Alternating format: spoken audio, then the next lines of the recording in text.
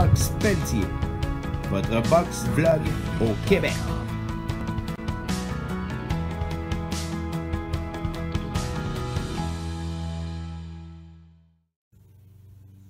Bonjour tout le monde et bienvenue sur la troisième capsule de mon vlog. Je reviens sur le gala de la rentrée hier de Eyes of the Tiger. Donc, je vais parler des combats préliminaires. On va parler aussi du combat de Bâtir face à un gaucher, Moreno. On va parler du combat de Butler contre Balmir, Beterbiev Johnson et j'analyse un peu plus en profondeur Keen Carman. Donc, reste à l'écoute. Donc, débutons avec les préliminaires du gala présenté à Québec hier par Eyes of the Tiger. On avait deux nouveaux sur la carte. Kimi Savoie, qui s'est bien débrouillé, qui a remporté son combat, et Yannick Parent. Yannick Parent a donné la frousse à sa gang. Il y a eu 5 chutes au tapis au premier round. Donc, ça a été assez solide. Yannick a remporté son combat par KO. Ensuite, il y avait Sébastien Roy sur la carte. La fierté de Tedford, lui aussi, a remporté son combat.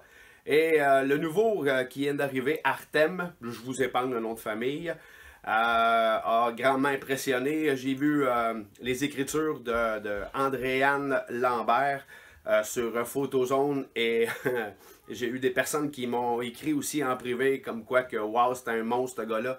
C'est une vraie machine, je vous le dis, vous allez l'aimer.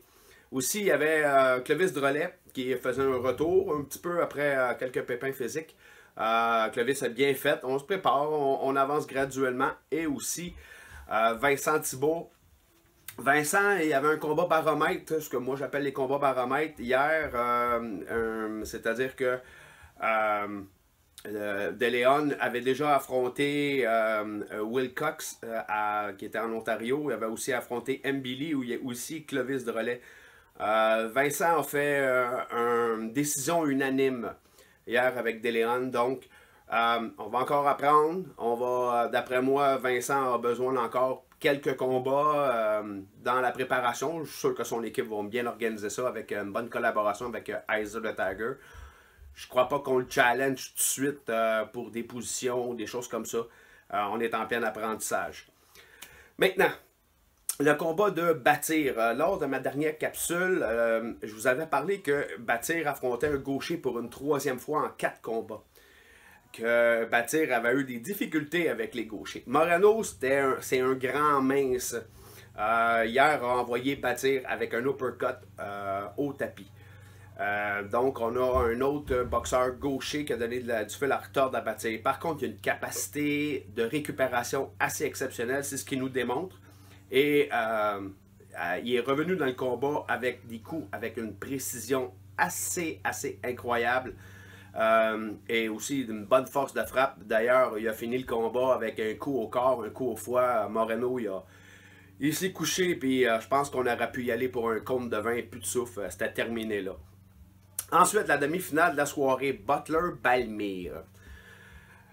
Merci, messieurs, pour nous avoir donné ce show-là avant le combat. Finalement, ben, la plupart des gens, les fans sur les réseaux sociaux prévoyaient ce qui s'est passé, c'est-à-dire une domination de Steven Butler.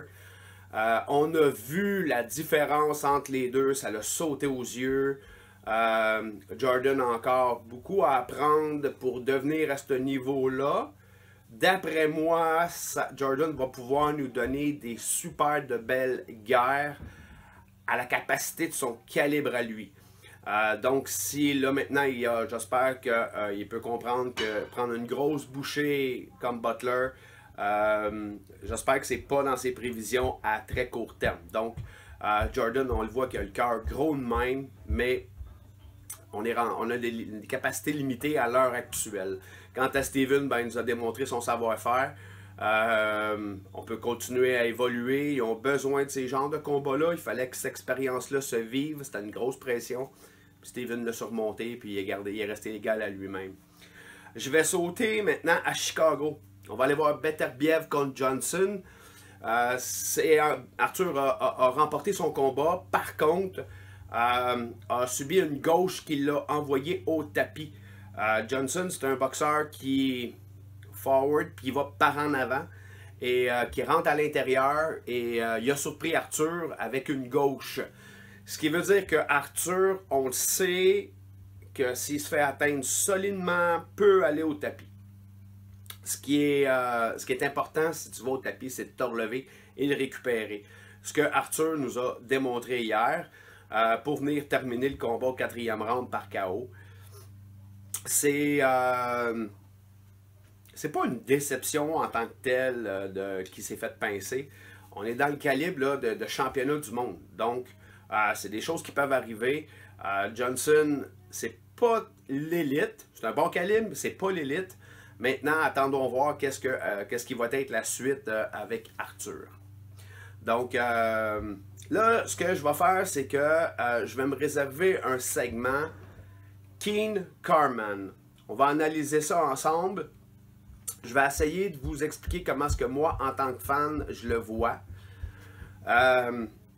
Donc, je vais... c'est ça. En tant que fan, comment je le vois, là, puis on se décortique ça, là, maintenant. OK. Je vais essayer de décortiquer le combat Keen Carman. Je vais y aller avec mon... Moi, je suis un fan, hein? Je ne suis pas un expert, fait que je vais vous donner une idée d'un fan, ce que c'est, par rapport à moi. Donc, je vais revenir dans le temps.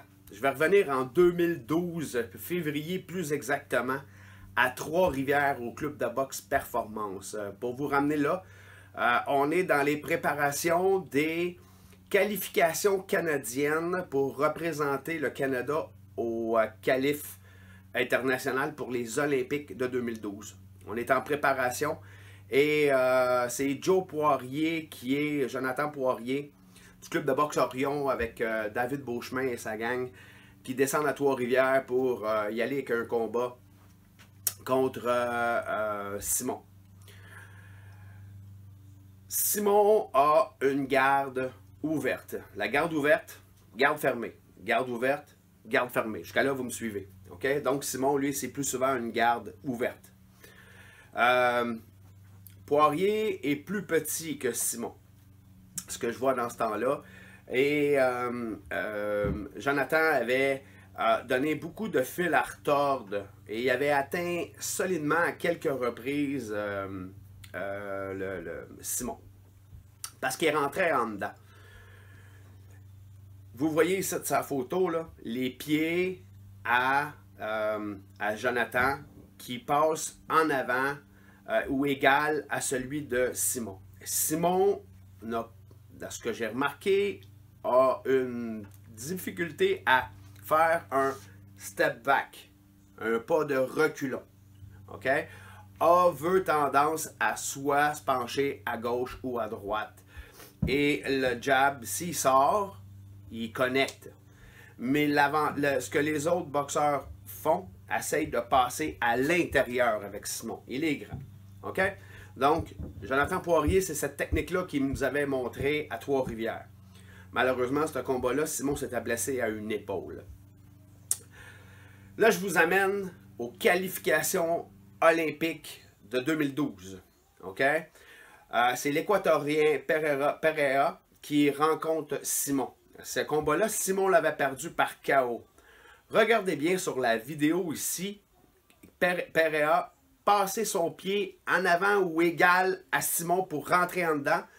Pereira droitier, lui rentre une gauche. Aurait pu aussi bien passer la droite.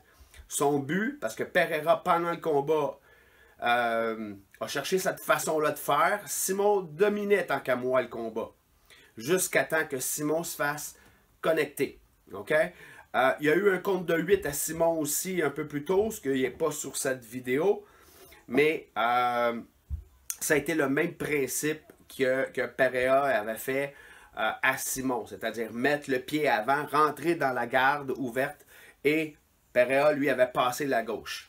Et il avait mis Simon KO par le fait même. Donc, depuis ce temps-là, moi, ce que j'ai remarqué, lorsque Simon affronte des boxeurs qui sont capables de rentrer à l'intérieur, a une faiblesse à ce niveau-là. On parle de menton, on parle de whatever, OK? Le but de la boxe, c'est de frapper sans te faire atteindre. À ce poids-là, je m'excuse, les mentons sont rares, ceux qui absorbent un coup d'un gars de 245 livres. Donc, le but, c'est de l'éviter. OK? Ceux qui connaissent un peu plus la boxe internationale, Tyson Fury garde complètement fermé. Bien rare qu'il va s'ouvrir, à moins d'avoir un adversaire qui peut dominer. À ce moment-là, il va ouvrir un peu plus. Mais ça, c'est la différence entre la garde fermée et la garde ouverte. Avec la garde ouverte, tu peux atteindre solidement et le but recherché est de frapper. Mais il faut faire attention de ne pas se faire atteindre. Hier, contre Carman, ça a été la même chose. Simon est resté statique. Il y a eu beaucoup d'échanges avec Carman. Et les fois que Carman a réussi à atteindre solidement Simon, c'est quand il a fait un pas en avant, soit avec le jab ou avec le direct. Ou finaliser ça avec un crochet. Les deux fois que Simon est allé au tapis, les boxeurs étaient proches l'un de l'autre. Je crois que Simon, quand il est dans une position comme ça, est vulnérable, dû à sa garde. Si Simon a une garde comme ça, fermée, se fait moins atteindre. Donc hier, il s'est retrouvé face à un boxeur, Carman, qui m'a surpris. Je ne m'attendais pas à ce que Carman réussisse à rentrer à l'intérieur.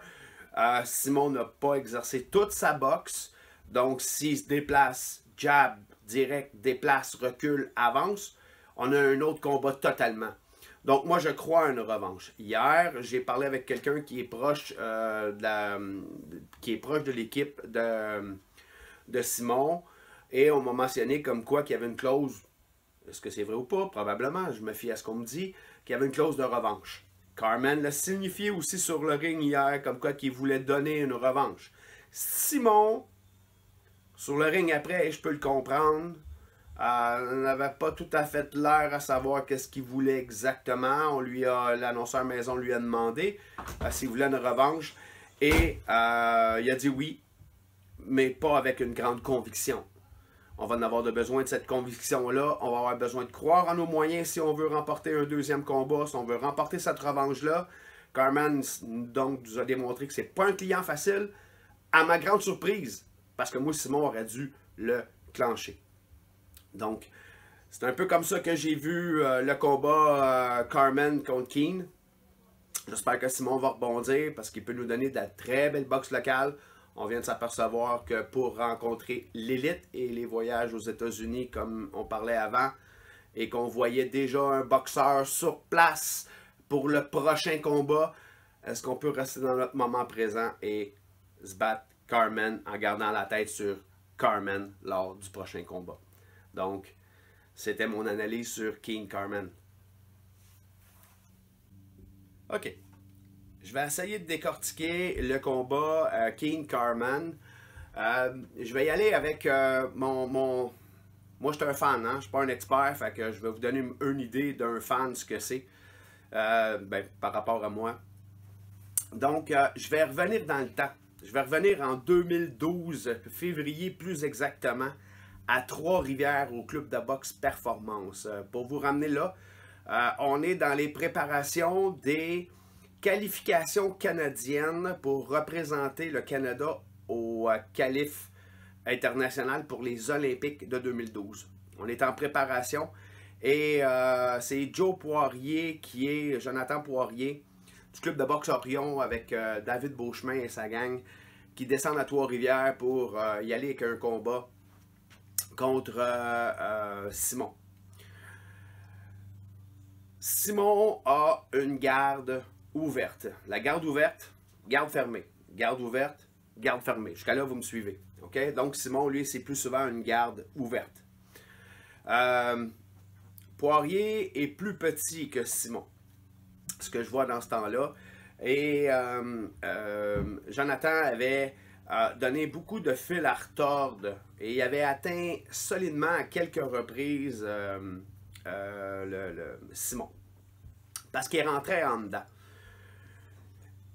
Vous voyez ici de sa photo, là, les pieds à Jonathan qui passe en avant ou égal à celui de Simon. Simon, de ce que j'ai remarqué, a une difficulté à faire un step back, un pas de reculon. OK? Veut tendance à soit se pencher à gauche ou à droite. Et le jab, s'il sort, il connecte. Mais ce que les autres boxeurs font, essayent de passer à l'intérieur avec Simon. Il est grand. OK? Donc, Jonathan Poirier, c'est cette technique-là qu'il nous avait montré à Trois-Rivières. Malheureusement, ce combat-là, Simon s'était blessé à une épaule. Là, je vous amène aux qualifications olympiques de 2012. OK? C'est l'Équatorien Pereira qui rencontre Simon. Ce combat-là, Simon l'avait perdu par KO. Regardez bien sur la vidéo ici, Pereira passer son pied en avant ou égal à Simon pour rentrer en dedans. Pereira droitier, lui rentre une gauche. Aurait pu aussi bien passer la droite. Son but, parce que Pereira pendant le combat a cherché cette façon-là de faire, Simon dominait tant qu'à moi le combat. Jusqu'à temps que Simon se fasse connecter. OK? Il y a eu un compte de 8 à Simon aussi un peu plus tôt, ce qui n'est pas sur cette vidéo. Mais ça a été le même principe que Pereira avait fait à Simon. C'est-à-dire mettre le pied avant, rentrer dans la garde ouverte. Et Pereira, lui, avait passé la gauche. Et il avait mis Simon KO par le fait même. Donc, depuis ce temps-là, moi, ce que j'ai remarqué, lorsque Simon affronte des boxeurs qui sont capables de rentrer à l'intérieur, a une faiblesse à ce niveau-là. On parle de menton, on parle de whatever, OK? Le but de la boxe, c'est de frapper sans te faire atteindre. À ce poids-là, je m'excuse, les mentons sont rares ceux qui absorbent un coup d'un gars de 245 livres. Donc, le but, c'est de l'éviter. OK?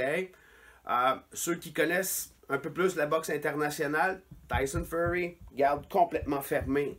Bien rare qu'il va s'ouvrir, à moins d'avoir un adversaire qui peut dominer. À ce moment-là, il va ouvrir un peu plus.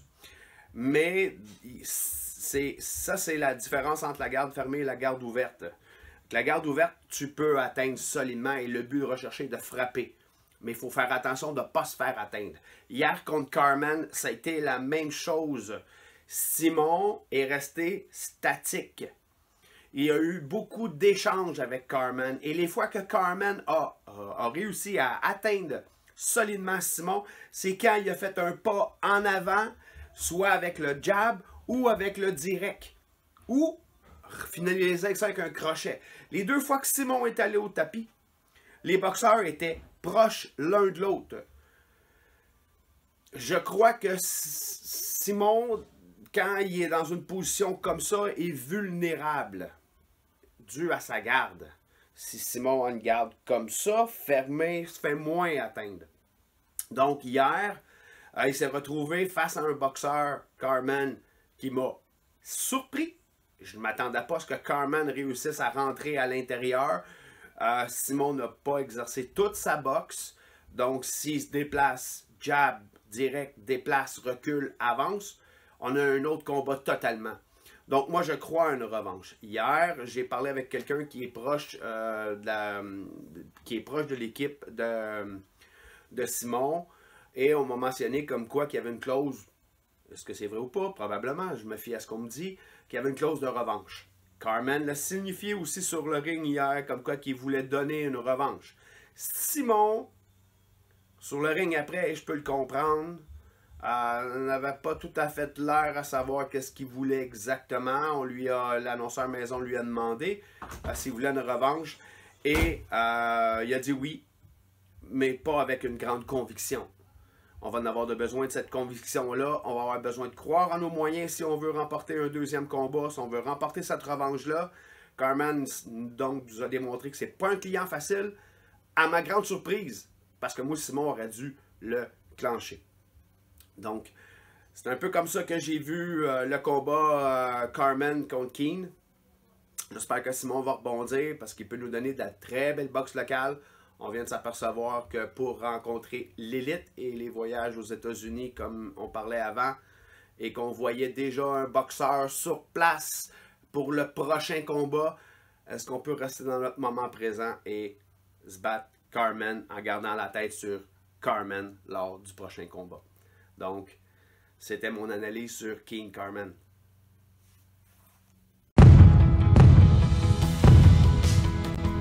Sylvain Infobox Pelletier, votre box vlog au Québec.